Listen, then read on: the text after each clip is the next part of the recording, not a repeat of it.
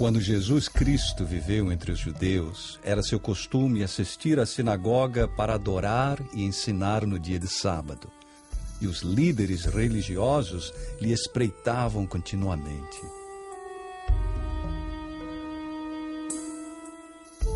Alguns rabinos debatiam com ele sobre a forma correta de observar o sábado. Eles esperavam apanhá-lo curando os doentes no santo dia para acusá-lo de ser transgressor do sábado.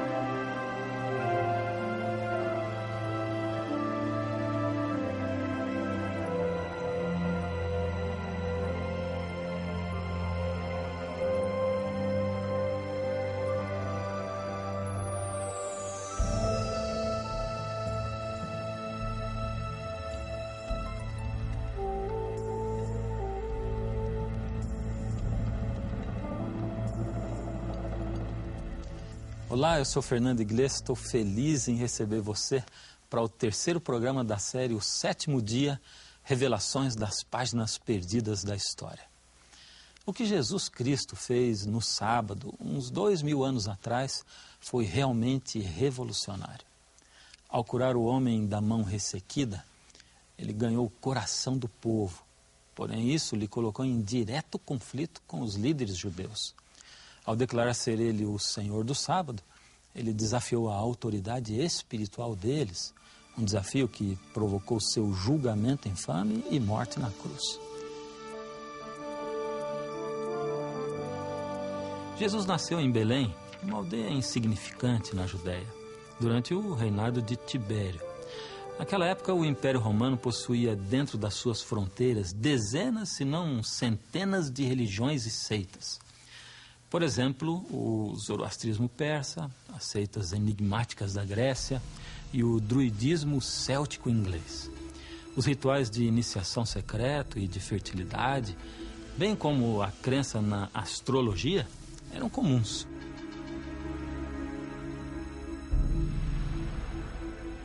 Os romanos admiravam a religião e a cultura grega e por isso adotaram deuses gregos e os misturaram com as suas próprias religiões. O resultado foi uma mescla de cultos aos ancestrais, ao imperador, ao sol, enfim, uma religião que incluía muitos deuses. Por outro lado, os judeus adoravam a um só Deus. Embora rodeado por essas estátuas de deuses gregos e romanos, eles serviam ao Deus que não viam. Não tinham ícones nem imagens para representá-lo, não tinham iniciações nem rituais de fertilidade. Ao invés disso, eles tinham um dia que os distinguia. Um dia sem par em outras religiões, um dia de 24 horas dedicado ao seu Deus. Eles tinham o sábado, o sétimo dia do Santo Repouso. Depois do êxodo do Egito, Deus fez um concerto com Israel e parte desse concerto incluía os 10 mandamentos. juntamente com o mandamento de guardar o sábado do 7º dia da semana, como memorial da criação e também da redenção do Egito. Ao observar o sábado, o qual era um sinal entre Deus e Israel, eles se lembravam de que Ele era seu Deus e eles seu povo. Certamente guardareis meus sábados, porquanto isso é um sinal entre mim e vós nas vossas gerações, para que saibais que eu sou o Senhor que vos santifica. Podemos ter certeza de que os judeus do primeiro século conheciam e liam os 10 mandamentos. Os 10 mandamentos recordavam-lhes tanto como a nós que o sábado é um memorial da criação do mundo por Deus em 6 dias, e é um memorial do êxodo do Egito para Israel. Para os judeus do primeiro século, o sábado do santo repouso era intensamente espiritual. Relacionavam-no ao Deus que criou o universo em 6 dias e que descansou no 7º. Por isso, eles também descansavam no 7º dia. Na sua liturgia, eles ponderavam o fato de que Deus lhes tinha tirado do Egito. Então, o sábado era para eles a celebração da sua liberdade. A observância do sábado do 7º dia era a marca inequívoca do judeu. Lhe distinguia de entre todos. Não se podia esconder. Aos olhos dos observadores gregos e romanos, a observância do sábado era uma das peculiaridades dos judeus. Aí está um povo que não trabalhava nenhum 7º dia, e os gregos e romanos não tinham nada comparável a isto. Os judeus do primeiro século tiravam proveito do sábado, pois não trabalhavam, ao invés, regozijavam-se nesse dia. Na sexta-feira, eles jantavam à luz de velas e comiam 2 pães para comemorar o maná que caíra no deserto nos tempos bíblicos. No sábado, eles iam à sinagoga, onde eles tinham a oportunidade de ver e falar com os amigos, e pela evidência que temos, eles estudavam o Torá e adoravam juntos.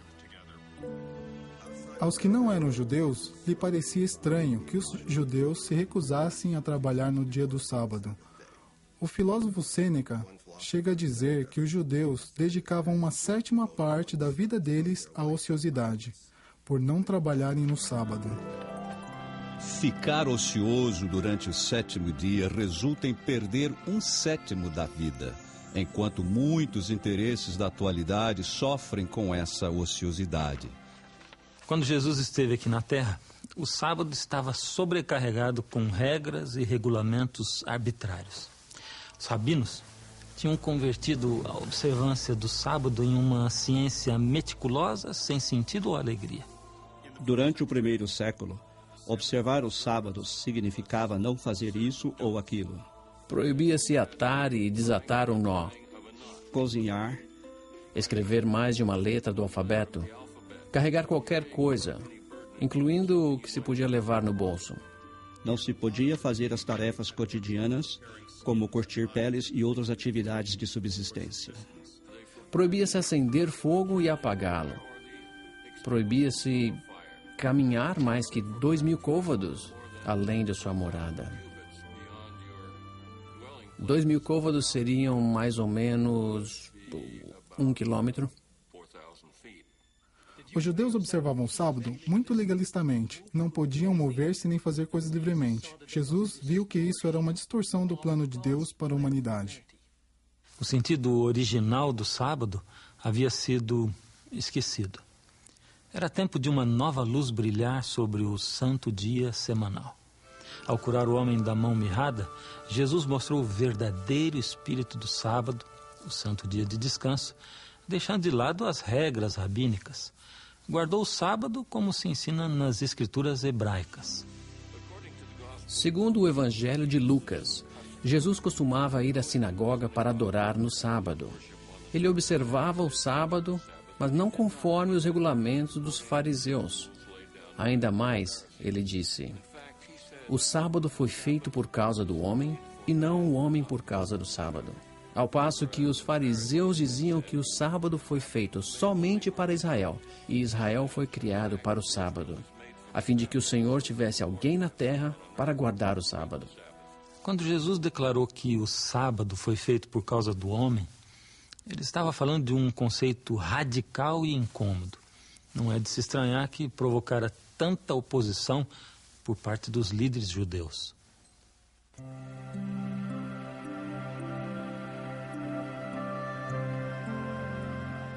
Num outro sábado, Jesus ensinava ao povo. Ali se encontrava uma mulher com uma enfermidade que por 18 anos lhe fizera andar curvada. E ele a chamou para que viesse até onde ele se encontrava.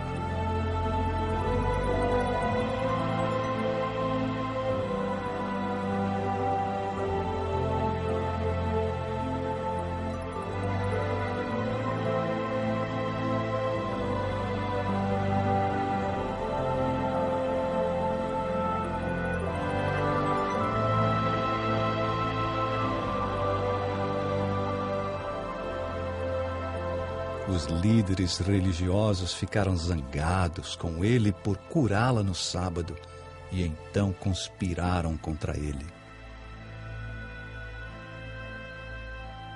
Para os líderes religiosos, isso era escandaloso, principalmente por infringir-se a lei do perigo mortal.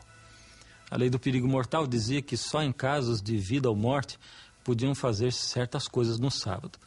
Por exemplo, salvar a vida de alguém cuja vida estivesse em perigo. Mas não se podia curar um doente, mesmo crônico, o qual teria que fazer-se em outro dia. Mas Jesus não quis esperar mais um dia. Ele estava, na realidade, dizendo-lhes: vocês desamarram um animal para que descanse no sábado, mas vocês me criticam por tirar dessa mulher a carga, a fim de que possa guardar o sábado pela primeira vez em muitos anos. Foi um argumento arrasador.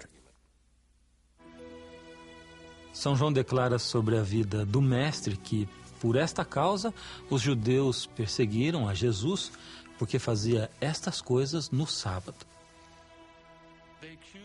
Acusaram Jesus de quebrar o sábado, pois temiam se o povo seguisse a Jesus, ele se tornaria uma nação quebrantadora do sábado.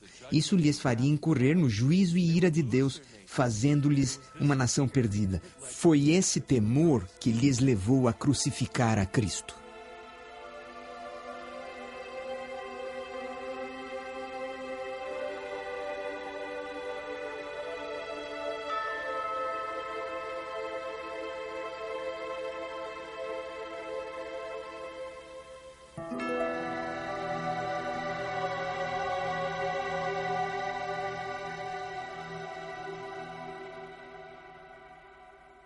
Alguns dizem que o sábado e os 10 mandamentos perderam o seu sentido com a vida e a morte de Jesus e que em algum momento ele teria abolido o sábado. Em vez de dizer que o sábado foi feito por causa do homem e não o homem por causa do sábado, ele poderia ter dito que o sábado foi dado a Israel e que não era necessário ser observado pelos outros, talvez nem mesmo os judeus. Ele teve muitas oportunidades para dizer que o sábado não era importante, que devia ser deixado de lado, porém todas as discussões que ele teve com os fariseus não foram sobre se o sábado deve ser guardado ou não, mas sobre como deve ser guardado. Se alguma vez houve dúvida sobre como guardar o sábado, Jesus a esclareceu. A resposta está na autoridade das Sagradas Escrituras e não nas leis e tradições humanas. O ser humano havia sobrecarregado de tal maneira o sábado que dificilmente se notava o seu sentido. Jesus desfez tudo isso até atingir o coração do sábado, o qual é o relacionamento entre o bondoso Criador e a gente. Assim, longe das atividades seculares, o sábado é um dia de ação, para cuidar do próximo, para entrar em companheirismo, para passar tempo com Deus, com a família, os vizinhos e amigos. Muitos cristãos se surpreendem ao saberem de que o seu dia de culto semanal está baseado nas tradições e regras da igreja e não nas Sagradas Escrituras. Alguns creem que a Bíblia ensina que Jesus violou propositadamente o sábado do 7º dia, a fim de abrir caminho para um novo dia de culto cristão. Essa ideia não tem apoio bíblico nem histórico. Jesus não quebrou o sábado dos 10 mandamentos. O que ele fez foi desafiar os costumes e as tradições humanas. Ao fazer isso, ele mostrou o que é guardar o sábado bíblico, guardá-lo corretamente.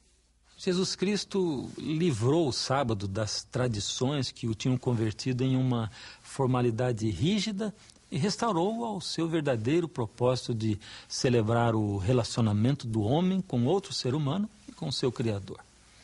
E fica bem claro que ele, Jesus, esperava que os seus seguidores continuassem observando o sábado bem depois da sua própria morte e ressurreição. Quando, pois, virdes que a abominação da desolação de que falou o profeta Daniel, então os que estiverem na Judéia fujam para os montes, e orai para que a vossa fuga não aconteça no inverno nem no sábado. Com essas palavras, Jesus trouxe à mente uma profecia assustadora de Daniel no Velho Testamento. Agora, por que teria pedido ao povo que orasse para não ter que fugir no sábado, se não esperava que ainda o estivessem santificando? No ano 66, o Império Romano não estava estável. Esse ano é chamado o Ano dos 4 Imperadores e 3 deles não morreram de morte natural. Então os judeus pensavam que era uma boa oportunidade de aproveitar-se da instabilidade política para procurar sua própria liberação da opressão romana. O general romano Vespasiano marchou contra Jerusalém para sufocar a insurreição. Antes de atingir seu objetivo, ele chegou a ser imperador em 69 da nossa era e seu filho Tito, futuro imperador, lhe substituiu como general do exército. Tito sitiou a cidade e finalmente no ano 70 da nossa era, o exército romano venceu a defesa, devastou a cidade e destruiu completamente o templo. Um historiador da igreja primitiva relata que os cristãos de Jerusalém se lembraram das palavras de Jesus e escaparam antes de que a cidade caísse nas mãos dos romanos.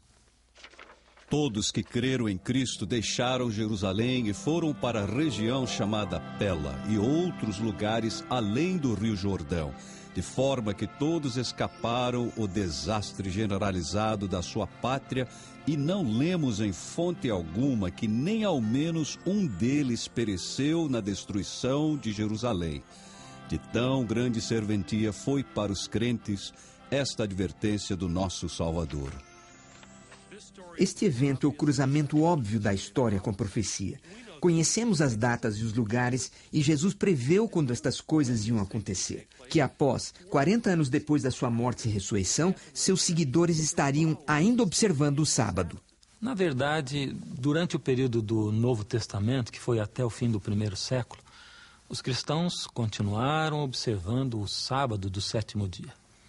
Isso está claro tanto na Bíblia como nos anais da história. Jesus e seus discípulos basearam seus ensinos nas escrituras hebraicas, o que hoje chamamos de Velho Testamento. Isso manteve os cristãos em comum acordo com seus irmãos judeus. Os cristãos não achavam que tinham uma nova religião. Eles criam que eram o verdadeiro Israel, filhos de Abraão. E se eram gentios, eram filhos de Abraão pela fé. Os cristãos não achavam que tinham uma nova religião. Por serem judeus, eles criam que eram o verdadeiro Israel, filhos de Abraão. E se eram gentios, eram filhos de Abraão pela fé. Algo que judeus e cristãos tinham em comum era a crença de que Deus atua na história. Por exemplo, atuou no Sinai, no Êxodo, na criação. E que essas atuações estão registradas nas escrituras hebraicas. No centro da teologia judaica e cristã se encontrava a crença em um só Deus, um Deus pessoal e um Criador amoroso que se relaciona com as suas criaturas. Para ambos grupos, a experiência da observância do sábado era central no seu relacionamento com um Criador amoroso. Contudo, para os cristãos, a vida e a morte de Cristo adicionavam uma nova dimensão, uma nova razão de guardar o sábado. Portanto, resta ainda um repouso do sábado para o povo de Deus. Com estas palavras, o apóstolo Paulo indicou que a fé cristã elevou o sábado, o santo dia do Senhor, a uma nova dimensão. Pela morte e ressurreição de Jesus, os cristãos têm uma nova esperança, a esperança de ser libertos de um mundo de pecado. Então, o sábado, que originalmente era o memorial da criação, agora comemora também a salvação, trazendo paz espiritual. Pois todo aquele que entra no descanso de Deus também descansa das suas obras, como Deus descansou das suas. Agora, aqui surgem umas perguntas interessantes. Se os cristãos do primeiro século observavam o sábado do Velho Testamento, o sétimo dia da criação, o santo dia do quarto mandamento, por que hoje muitos cristãos observam o domingo? Quando ocorreu a mudança do sábado para o domingo? Porventura, o relato bíblico deixa alguma dica? Os primeiros 4 livros do Novo Testamento formam parte dos documentos cristãos mais antigos. Primeiro, São Marcos escreveu sobre a vida de Cristo. Isso foi no ano 55 da nossa era, ou mais tarde. São Mateus e São Lucas provavelmente escreveram entre finais da década de 60 e o ano 80 da nossa era. São João, o último apóstolo sobrevivente, escreveu seu livro no final do primeiro século. Apesar de terem sido escritos bem mais tarde, 30, 70 anos depois da morte de Cristo, esses livros não contêm o menor indício de que Jesus mesmo ou seus apóstolos trocaram o dia de descanso e culto do sétimo dia pelo primeiro. Portanto, diferente das suposições de muitos que frequentam a igreja, o domingo, como um dia de adoração, era desconhecido na igreja cristã primitiva. Embora o Novo Testamento contenha raras referências de reuniões no primeiro dia da semana, a evidência histórica confirma que os crentes continuaram a observar o sábado através do primeiro século da nossa era. Quando então os cristãos começaram a favorecer o domingo como seu dia de adoração? Vamos ver a resposta quando voltarmos com o 4º programa da série, O Sétimo Dia.